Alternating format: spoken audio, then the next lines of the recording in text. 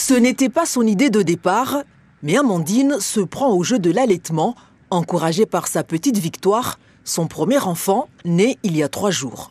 Au début, je voulais faire l'allaitement artificiel et puis au final, on a essayé la petite tétée d'accueil. Elle a directement voulu téter. Elle est demandeuse et puis elle prend assez facilement sans trop pleurer directement. Donc c'est pour ça qu'on est parti sur un allaitement un peu plus mixte parce que bon, autant lui donner le meilleur. Autre jeune maman, autre expérience d'allaitement maternel. Pour Anaïs, tout dépend de l'accouchement et du bébé. Sa petite Anaïe est son 3e enfant. Le premier, j'ai pas pu vraiment allaiter parce qu'il n'arrivait pas bien à prendre le sein. La deuxième, je l'ai allaitée pendant 4-5 mois en complétant avec un biberon. Et elle, là, je la mets au sein. En attendant la montée de lait, on complète par des biberons aussi. Anaïs est convaincue que le lait maternel est ce qu'il y a de mieux. Je trouve que pour mon 2e enfant, ça a été bénéfique. En quoi ça a été bénéfique? Sur la santé, parce qu'au début, quand les bébés viennent d'arriver, ils ont souvent des coliques, ils ont très mal au ventre.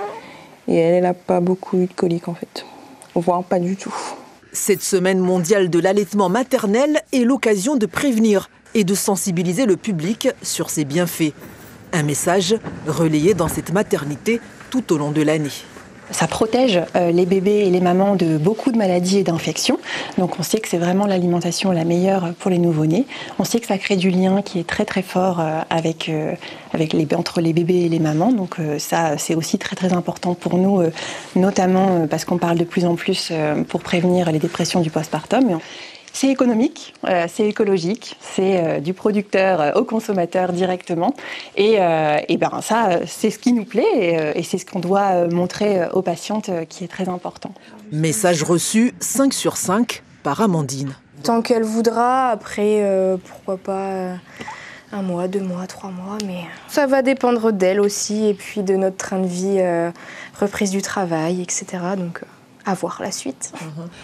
Sur 900 naissances enregistrées par an à la clinique Les Orchidées, 70% des mamans optent pour l'allaitement au sein, avec parfois un complément au biberon.